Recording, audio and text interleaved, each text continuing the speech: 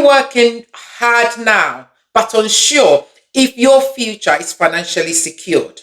Don't leave your retirement to chance. In this video, we will break down how to make smart pension choices today so that you enjoy a peace of mind tomorrow. Let's take the confusion out of pension and put you on a path of worry-free retirement.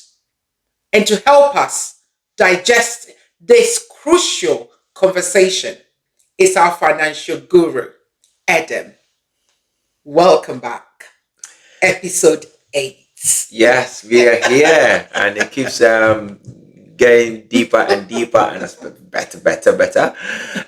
But yeah, really excited to really dip a bit more into this particular topic. We sort of mentioned it briefly in the earlier episodes when we were doing the investment one-on-one. But on this particular episode, really, I mean, we're gonna really demystify, always make it simple as much as we can, really go deep. You might be thinking that, retirement is too far away, or maybe far. But either way, everyone needs some sort of pension planning, and it's key that we look at it now whilst we've got time, because you don't know. Because if you don't put in the time now and you leave it till later, you might not have the desired retirement planning or the desired retirement that you want. So whilst we can, why don't we just put in the work? Fantastic. And I'm excited because some of these terminologies and acronyms might sounds quite complicated. Like you've got terms like 401, whatever that means, IRA, whatever that means, workplace pension, personal pension, state pension. It is a lot complicated, and we just want to learn how to make this very simple so we can take action today. Let's dive in. Stay with us. Right, Edem, pension comes in various flavors. I like the way you use flavors. It does. Could you give us an overview of the main types someone might encounter, especially people in the UK? Yes, certainly. So in the UK, there are generally 3 types. Okay. And not so much in the particular order, but then I'll explain the reason why I'm starting with the first one and then the last one. Okay. So generally in the UK, we have what we call the workplace pension, or what we call the occupational pension scheme, or what we call the group scheme. So workplace pension, basically, it comes for when you do, what it is that when you start working with any company,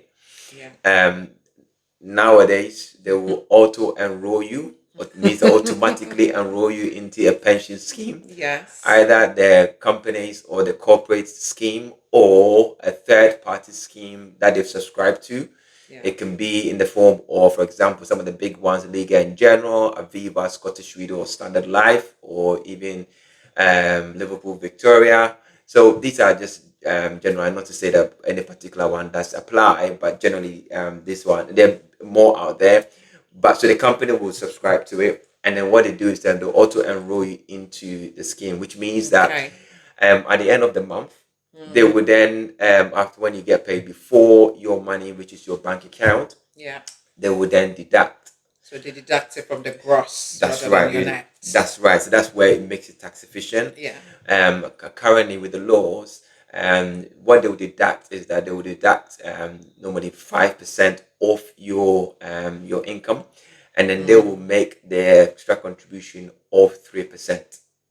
Okay, this is sort of the basics at the moment.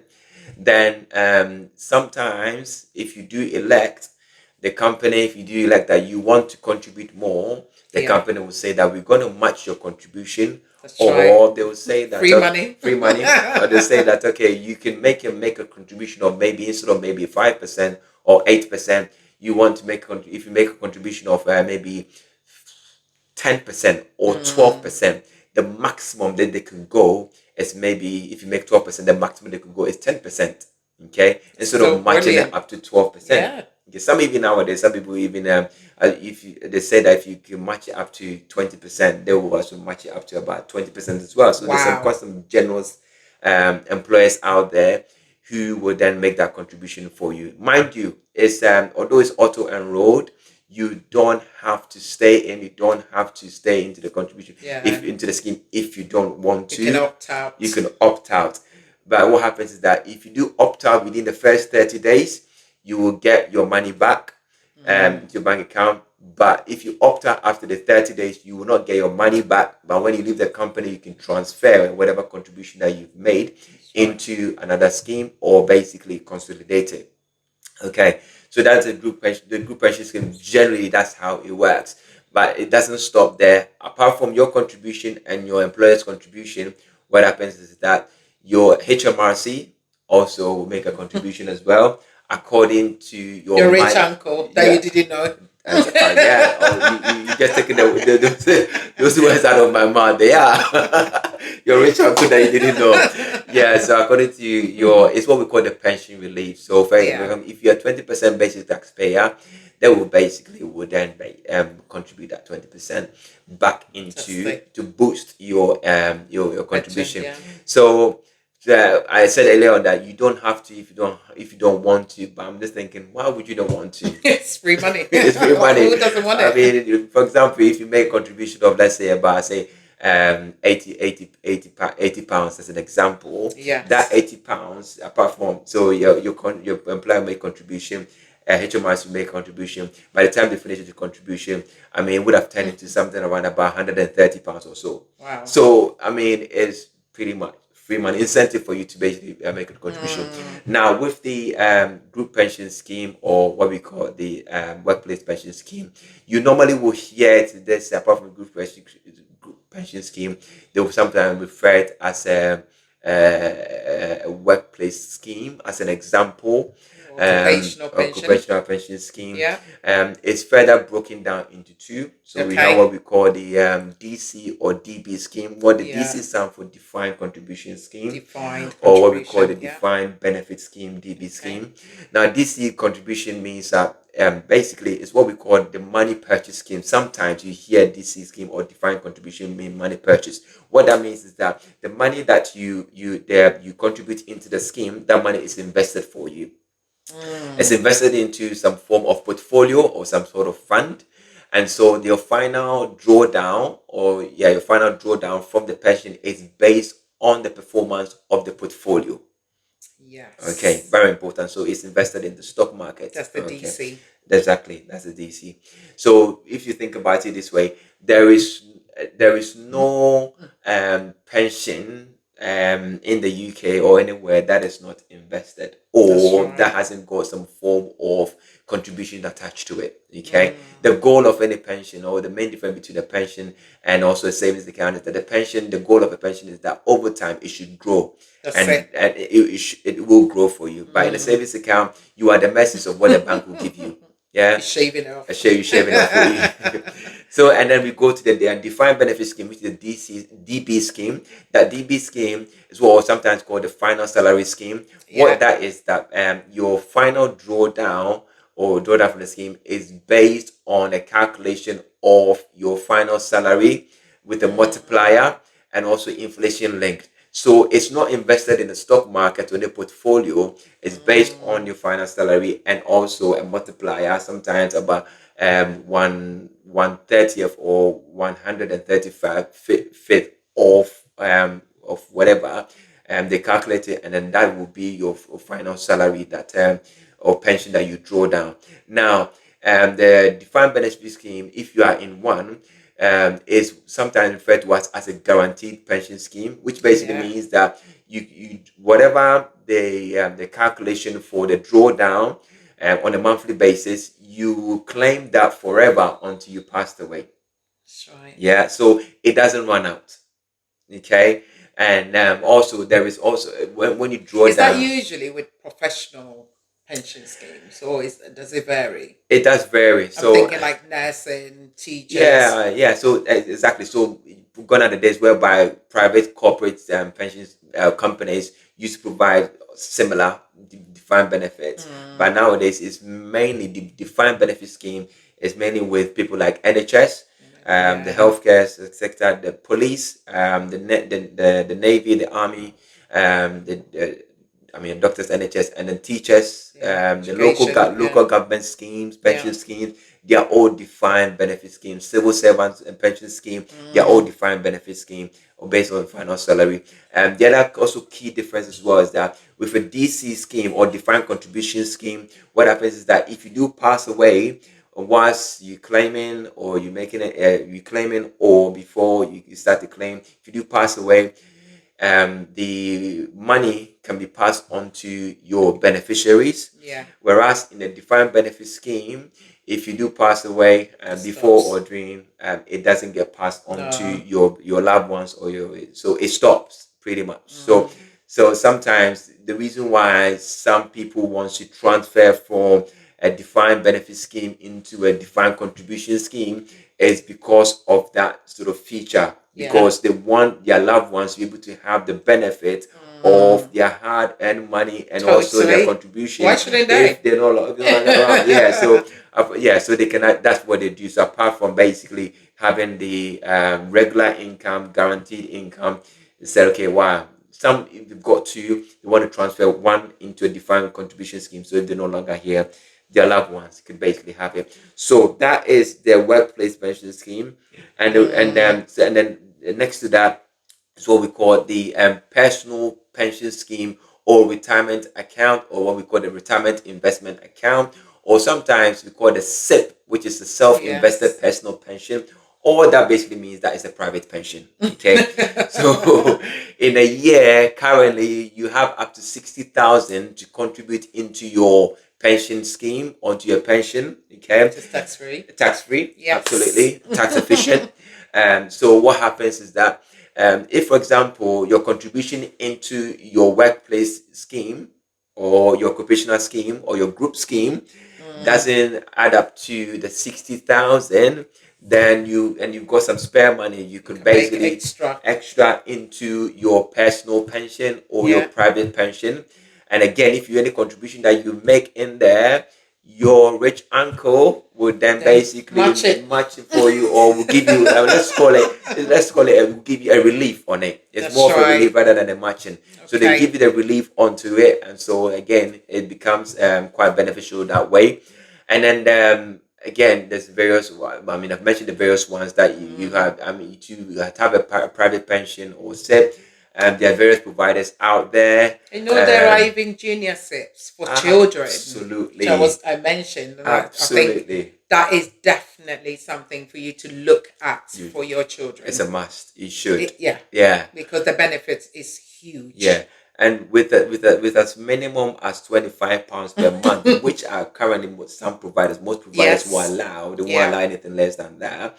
You can open one. And then we talked about compounding. And then your rich uncle. And you can calculate it, what it will be like, in the next 30 years, 20 years for them. And what a great way to start your children, educate them about finance, and to get them involved with the whole financial literacy, which they don't teach them in school. Anyway, I know, right? Let's not go there. Enough said about that. You know how I feel about that, right? Enough about that. So that is the same how it works, and the 60,000, and then from there we go to what we call the state pension. Now the state pension, that's the reason why I put in that order, because I mean you have to have some form of money coming from your work, and if the work is not enough, it goes to the private pension scheme, the private pension scheme, and then the state pension. I mean the state pension really, where it comes from is your NI contribution.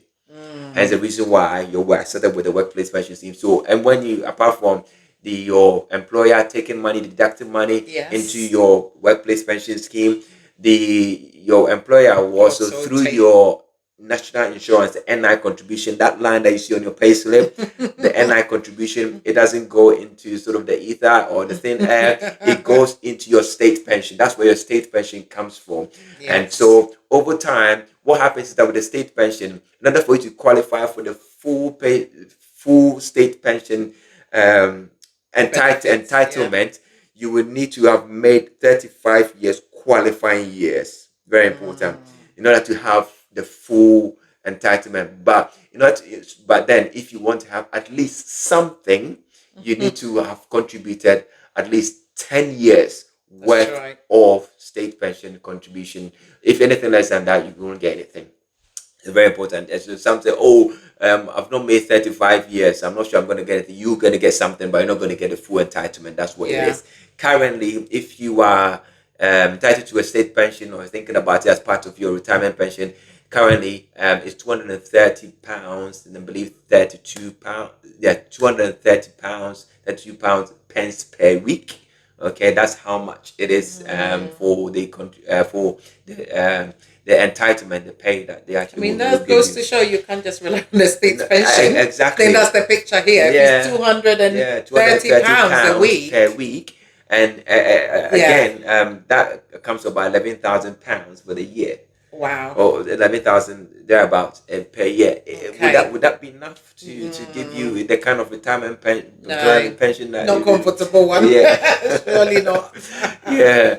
And so the state pension, that's where it comes from. Now I always say to clients, okay, well, they say we'll come to that a bit deeper and dive more deeper, but always when you're drawing down, it should come sort of in that order, and that's reason for which going to buy. So those are the three main pensions that we have in the UK. So that's the employer pension scheme. Correct. And then we've got the private pension scheme, and then we've got the state pension scheme. That's correct. Amazing.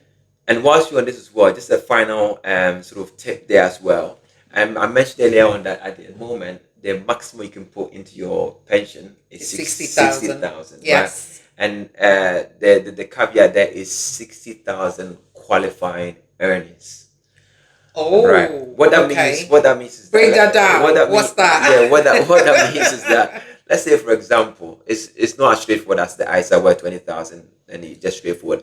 What that means is that let's say for example, say on a level plane, everybody's entitled to 60,000 qualifying earnings. However, if you do earn, let's say 40,000 in a year, the only entitlement or the maximum you can contribute to any pension in a year will be 40,000 and not 60,000. Oh. Okay. So hence the reason why they say qualifying earnings. But however, if let's say you earn 70,000 a year, the maximum you can contribute to any pension in the UK will be 60,000. Okay. So it's regardless of how high your income is. Exactly. It's pictured that. But if anything below, it will be up to their annual earnings for that amount, the lesser amount. Interesting. Yeah. Thank you for breaking that down. That is so great, Edem, to actually think about planning your retirement. In a way, it's exactly what you were talking about in investing, giving the advice of diversifying. And I love the tasks that you have to do when you are in your 40s. This is going to generate more extra kind of different sources of income for you if things have been put in place at the right time. What about that sequence of returns risk? What is that? Can you break it down for us? Yeah, so sequence of return risk is really about two things. Number one, the makeup of your pension portfolio, especially as you edge towards retirement. And also, it's about how maybe you draw down your pension. If you decide to draw down your pension, or because not all people want to draw down their pension, want to utilize other forms of retirement income. So for example, when somebody is in their let's say 40s or 45, the makeup of their portfolio they won't be based on their risk profile, but generally the portfolio will make up of maybe 60% of equity, and then maybe 40% bond, and then a bit of money market funds or cash. And when they get into their 50s, they want to maybe have 50% equities in their portfolios and maybe 50% bonds and cash, or sometimes even people want to take a bit more of sort of the lower end of maybe a moderate approach. They may want to have maybe 40% of equities and 60% of bonds and then in cash.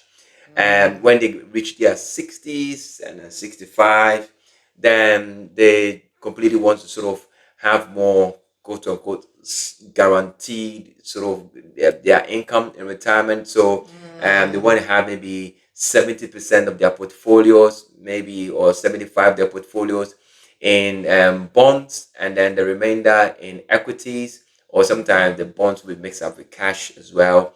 So that whilst they're in the retirement, it doesn't matter sort of how the market moves up and down. Okay. They can It doesn't sort of, really impact on their it doesn't, income. yeah, it doesn't really impact on their portfolios from where to draw their income. And so when the portfolio is structured that way, some investment houses, they've got something called the retirement strategy portfolios. So as they hit sort of these milestones in their lives and get towards retirement, they normally tends to advise or recommend or write to them to say that, okay, we are recommending that you change your portfolio into this kind of portfolio, this kind of lifestyle, retirement lifestyle strategy portfolio, and so forth and so forth. So it's basically adjusting it. Yeah, adjusting it based on where you are and towards your retirement. And so when you get to your retirement, it means that the money that you draw down, you can sort of have some sort of the guarantee in there. And again, because the money is invested, I mean, there's no sort of complete guarantee, but again, you minimize the risk of maybe any volatility in the portfolio, so that you can draw as much as possible in your retirement. Fantastic. To talk about goals.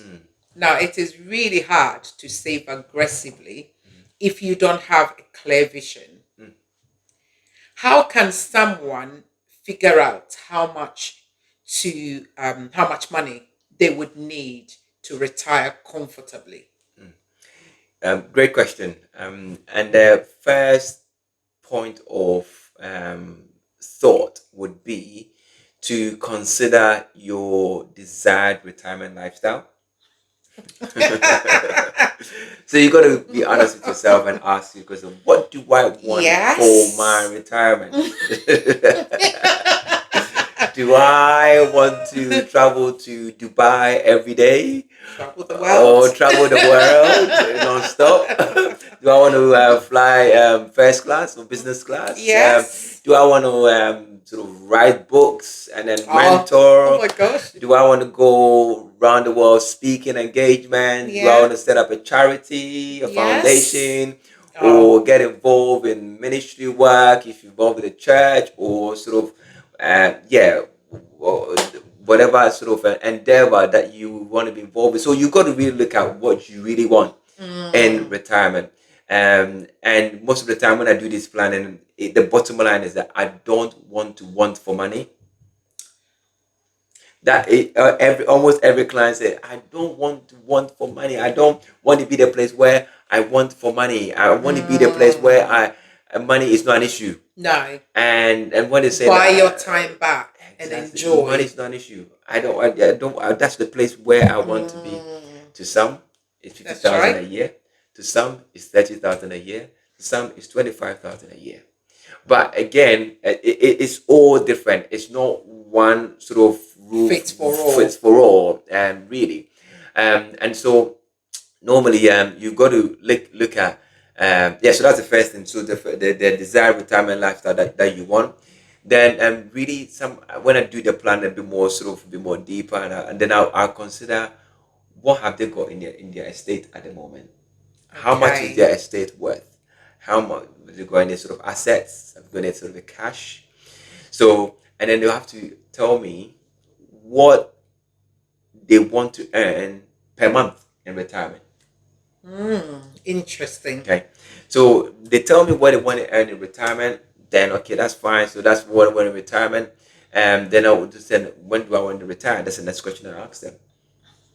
Yes. So, and then I try to work that out with the retirement lifestyle goal that they want to have. So would the money be enough to finance all of the bits that they mentioned about? And also between now and when they want to retire, looking at everything they've got in their estate, have they got enough in there in order for them to be able to earn that amount, or to draw down that amount on a monthly basis? If they haven't got enough, then that's what we call the retirement gap. Oh. Okay, so then the planning will really be centered on the retirement gap. So the missing figure, what they have, and then what they don't have, and what they have, and then what they want. The Yes. difference is what we actually want to work out. But again, the people have got all sort of rules that comes with sort of the rule of thumb and whatever that comes with it, and saying that, oh, for example, if I want to basically earn 30,000 a year, Yeah. it means that quote unquote, that's what we call the 4% rule. It means that if you want to go with the 4% rule, it means that basically means that if, for example, you want to draw down 4%, Yes. in your next egg or whatever, it means that you should that 4%, if you draw down that 4% from your retirement, whatever amount that you have, Yes. that it should last you about 30 years. Wow. Okay. So let's put an example. If, for example, you want to be drawing down 4%, it means that in your retirement, by the time you retire, you should have about 750,000 in your retirement account, or your retirement sort of portfolio, because 4% will amount to about, say, 30,000. Okay. Yeah. So that should last you for the next sort of 30 years. That sort of perspective. But again, it might not be enough. Yeah. That's the reason why I do the earlier sort of planning that I do, the simple planning that I did in respect to your lifestyle, when you want to retire, how much you want to earn, and then we calculate the retirement gap and look at strategies in order to bridge that gap for you. So looking at it from that perspective means that we haven't sort of left anything out, and then we know that we're working towards a particular sort of goal or objective for your retirement. Wow. So it really depends on the earliest, on when you actually make the decision to start financial planning, because every minute counts. Yeah. And does it matter if you've not really done anything and probably you are at the starting point? Is it ever yes and no? Too late. Yes, yes and no. So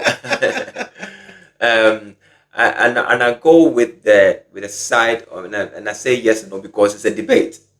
Okay. It's a debate, really, because somebody who wants to earn £1 million when in their 60s and have never ever put anything towards their retirement becomes a bit of a steep planning to do, compared to somebody who wants to earn £500,000 in their retirement. Yes. And they start planning in their 30s. And I started putting something away in their 30s, and I've got some sort of portfolio or something working for them. So the earliest you start, the better. But again, I always go on the side of the fact that, okay, let's start from where you are, and let's look at where you want to get to. Whatever we can, quote unquote, salvage, and then be able to get either to that plan, to that objective, or closer to it, it's better than not doing anything at all. What happens if you've got a gap in the payment of your pension? Yeah, so if you got a payment in your pension, I mean, if you're talking of quote unquote, I mean, normally this question tends to come up when it comes to, for example, state pension, right? It comes out a lot. That's how I've got the state pension gap. So if you got a state pension gap, and for example, you haven't made the full 35 qualifying years, you can pretty much contact HMRC. You can open a pension account, a personal tax account, make contribution there, or sometimes they call it the gateway account through the .gov UK website, and be able to sort of make contribution that way, or basically pick up the phone to HMRC, and then they'll give you and talk to your rich uncle. They'll give you the direction and details to be able to make up to that qualifying sort of the gap in there. And often when you go on the gateway account, it will tell you the forecast. For example, if you are not on the state pension age yet, it will tell you the forecast or how much you will earn of your pension, and any gaps that you've got in there. Okay. So you know how much you've got to contribute towards it. Okay. Right? So that's one of the best way to do it. And is this something that if you've got the money, you can pay it lump sum? Absolutely. Yeah. If you've got the money, you can make the contribution without any issues at all. And when it comes to the private side of things, or the maybe your workplace pension, employment stuff, again, when we've done sort of the planning side of things and look at how much you need and look at where you are, we can then basically say that, okay, and look at your income. We can then basically make recommendations, and then again, after done the cash flow modeling, look at the recommendation of how much more the top up you should make to make it towards it, based on the number of years that you've got. And then again, we could sort of put a portfolio together for you, whereby you can maximize the returns on the money that you put in away. Because again, as I said to you, any pension that you have, the quality of the pension or retirement that you have is as good as the portfolio where the money is invested. Incredible.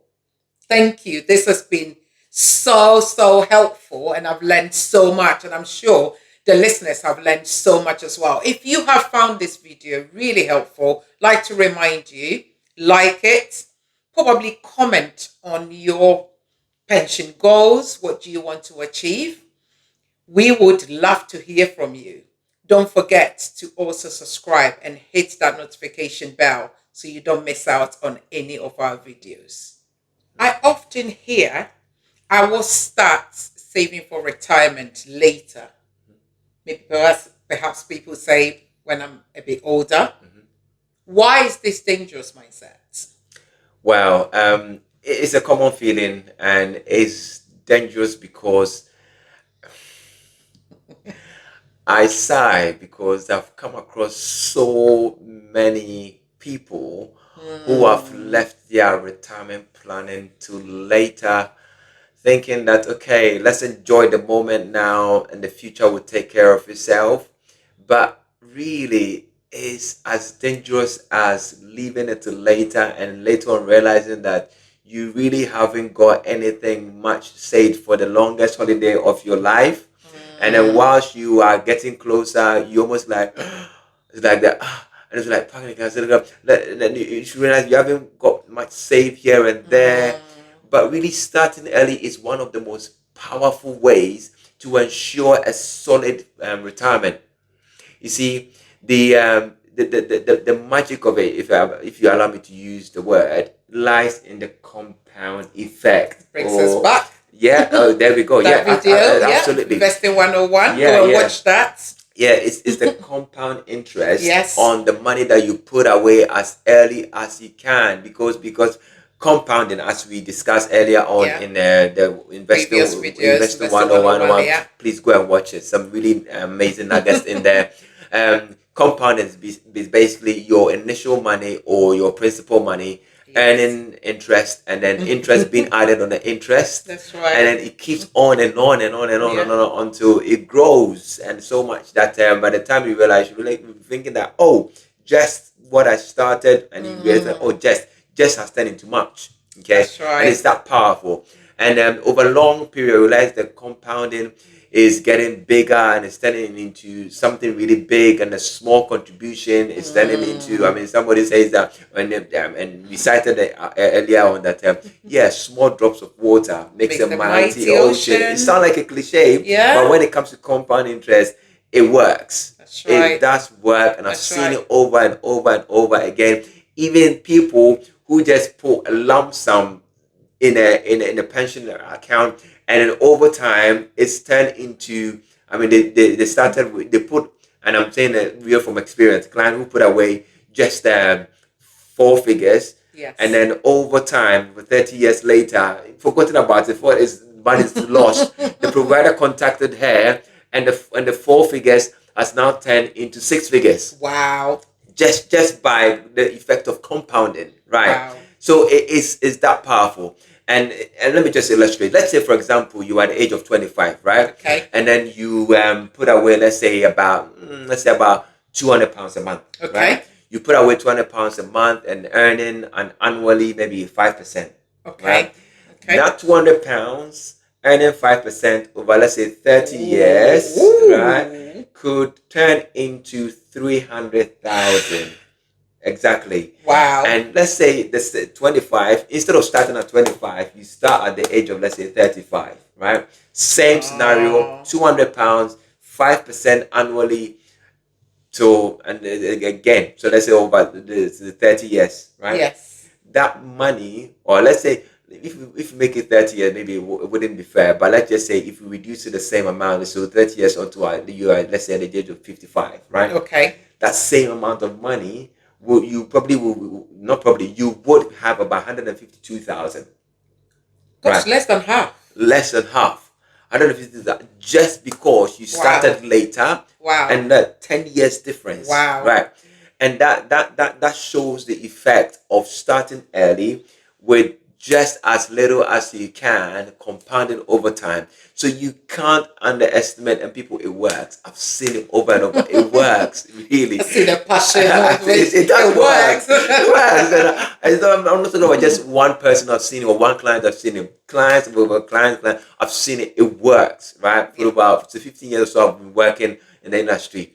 Even if not, let's say I've maybe seen it for maybe 30 years, at least for the 15 years that I've been working in the industry, I've seen it work. And then for clients that have shown me and I've worked with who had it 30 years ago, 40 years ago, yes, I've seen it. I've seen the evidence of them starting then, and even not adding anything to it, it works. Compounding. It's compounding. Amazing. Those numbers and that compounding effect is incredible.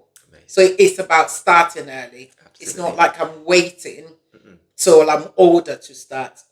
Pension starts now, wherever you are, wherever stage you are, whether you are a child, young adult, or you are nearing retirement and you've not already done one, then of course it's never too late to start from where you are. Absolutely. But the earlier, the better. Absolutely.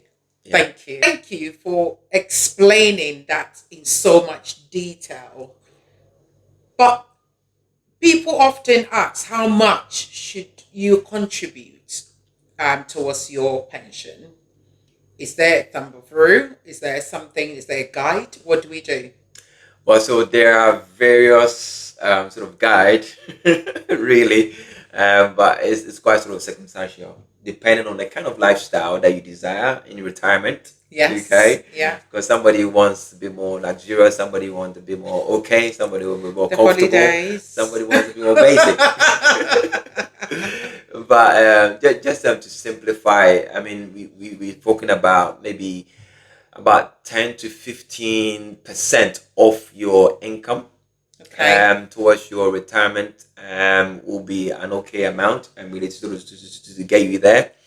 Would that be a case of you checking how much your employer is contributing, and then you check, okay, maybe it's not up to that guide of 10 to 15%, and therefore I need to top it up? Exactly. Now, mind you, that 10 to 15% sort of contribution I'm mentioning here is aiming at somebody who wants to have that kind of okay, close to comfortable retirement sort of range. So like the average. Yeah, and the average would do most people, and as a general guide. I mean, when it comes to sort of one-to-one planning, we do a bit more sort of cash flow modeling, just based on the expectation of the individual. So we do a bit more deep dive, but this sort of more to the general guidelines. So just to put it out there, each person's circumstances is quite different.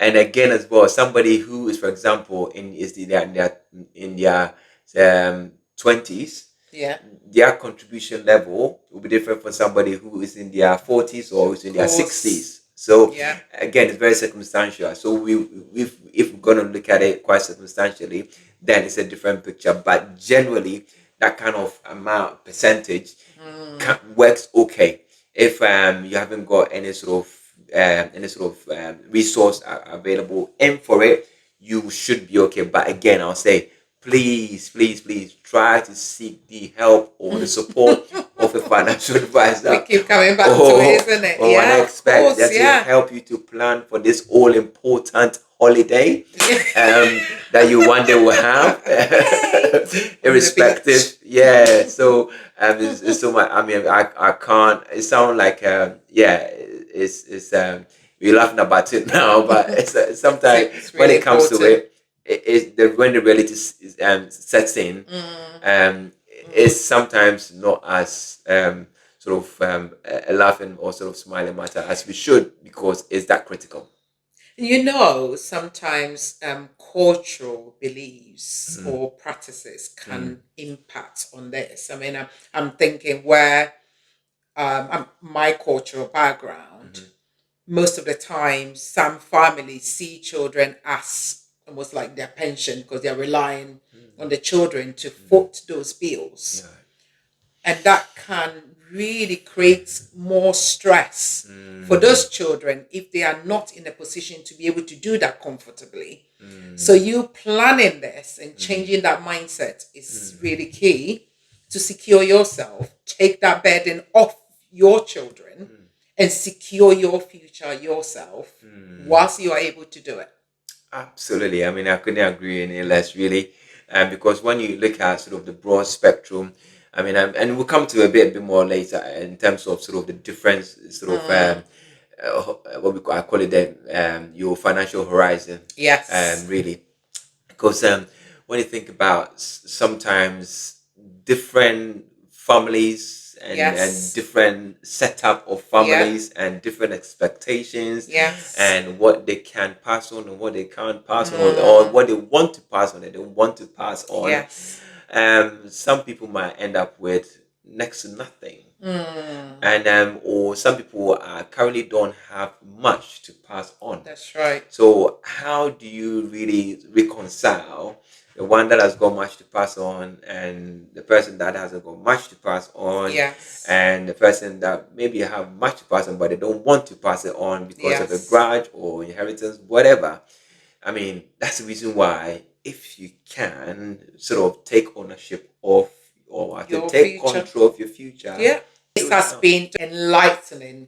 Thank you so much, Edem. Right, so let's wrap up with the key takeaways on pensions and retirement planning. Start early to leverage on compound interest is truly the most important factor. Contribute enough to get your employer's match and aim for that 10 to 15% towards your retirement savings. And don't forget that savings for your retirement, there's no one size fits for all. So remember to adjust your strategy as you age and more importantly, have a goal. Envision your retirement. I mean, I can literally picture my one as we were talking about it and aim for that. Absolutely. And please remember that every pound, or for our US audience, every dollar that you save today is a gift to your future self. So, hey, why not treat your future self kindly? Why not treat your future self kindly? If you would like to find out more tips about investing, we've got a video that we recorded previously. Investing 101. It's got some great strategies in there that would help you make this reality. And coming up next, episode 9, we are talking all about estate and succession planning, securing your legacy. It might sound heavy, but it's all about making sure that what you've built, all the hard work, all the planning for your retirement, all the investment goes to where you want it to go. Make sure your loved ones are looked after. You don't want to miss this. Make sure to subscribe to B3 Inspire. Hit the notification bell so you don't miss out on this coming video. And remember, build your foundation, believe in your potential, and become unstoppable.